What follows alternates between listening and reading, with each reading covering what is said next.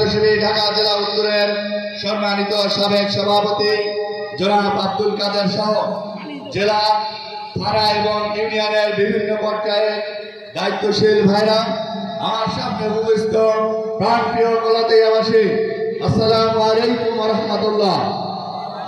আল্লাহ তাআলার দরবারে শুকরিয়া জ্ঞাপন করছি যে মহান রব্বুল আলামিন একান্ত মেহেরবানি করে আমাদেরকে আজকের এই বৈরী পরিবেশের মধ্য দিয়েও একমাত্র বাংলাদেশকে কোরআনের আইন চালু করার জন্য, বাংলাদেশের পার্লামেন্টে কোরআনের কথা বলার জন্য আজকে এরকম একটি বৈরী পরিবেশেও নির্বাচনী সমাবেশে আসার মতন তৌফিক দান করেছেন।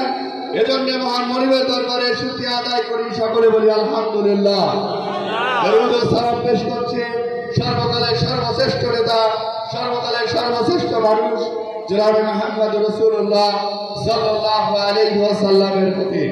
সম্মানিত উপস্থিতি, প্রিয় কলকিয়াবাসী, আপনারা জানেন 2006 সালের 28 অক্টোবরের একটি গণতন্ত্রকে, বাংলাদেশের গণতন্ত্রকে পিটিয়ে পিটিয়ে হত্যা করে বাংলাদেশকে একটি ফ্যাসিবাদী রাষ্ট্র বিগত সরকার তারা গঠন করেছিল, যেখানে ইসলামী আন্দোলন, দাড়িওয়ালা, টুপিওয়ালা এগুলো তাদের সবচাইতে গলার কাটা হয়ে দাঁড়িয়েছিল।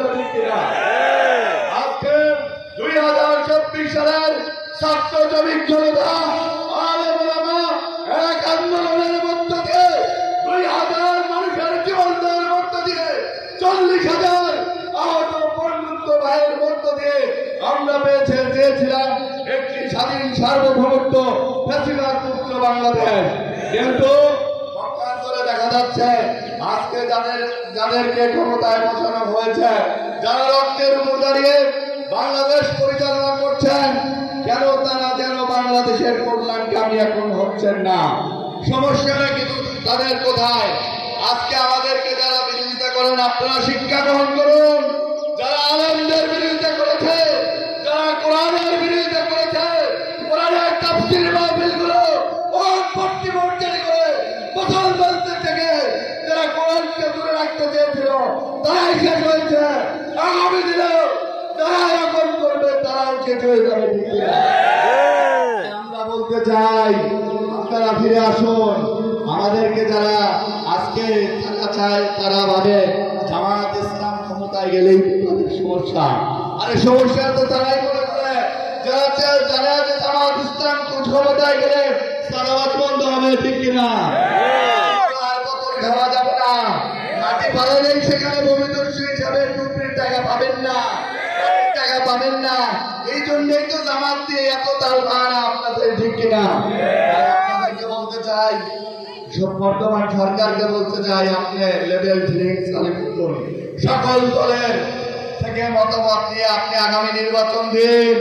আপনারা বাংলাদেশ জামাত ইসলামকে এত ছোট মনে করার সুযোগ নাই। জামাত ইসলাম বেশি আসে নাই। জামাত ইসলাম কোনো পাতার করে পানি নাই যে টোকা দিয়ে চলে যাবে, আর কেমন কোনো ঘর নাই জামাত ইসলাম নাই।